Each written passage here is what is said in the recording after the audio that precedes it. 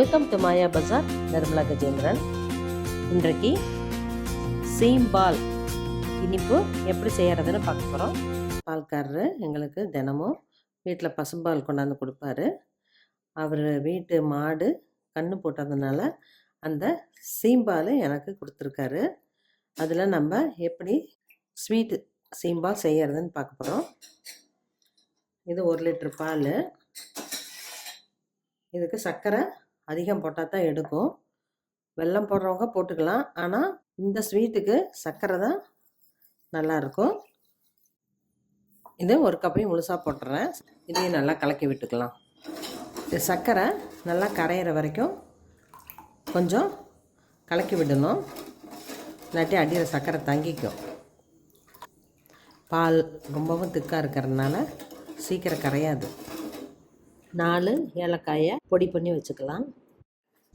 ஏலக்காய் பவுடரை பொடி பண்ணி போட்டாச்சு. இட்லி பானையில் தண்ணி வச்சு பாத்திரத்தை உள்ளே வச்சிடலாம். வெயிட்டான தட்டமாக வைக்கிறேன், அப்போ தான் தண்ணி உள்ளே போகாது. ரொம்ப லேசான தட்டை வச்சா தண்ணி உள்ளே போக சான்ஸ் இருக்குது.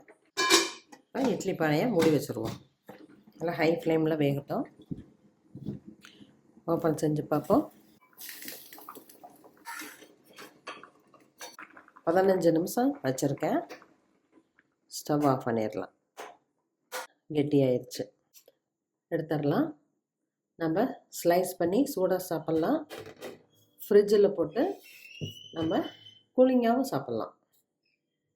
சீம்பால் ஸ்வீட் ரொம்ப நல்லாயிருக்கும், குழந்தைங்களுக்கு ரொம்ப பிடிக்கும். இதில் நிறைய சத்துக்கள் அடங்கியிருக்கு. ஆனால் சீம்பால் கிடைக்கிறது தான் கஷ்டம். பசும்பால் வீட்டில் வாங்கிறதுனால நமக்கு கிடச்சிருக்கு. கிடச்சதுன்னா செஞ்சு பாருங்கள், சாப்பிட்டு பாருங்கள். பிடிச்சிருந்தா சப்ஸ்கிரைப் பண்ணுங்கள், ஷேர் பண்ணுங்கள். தேங்க்யூ.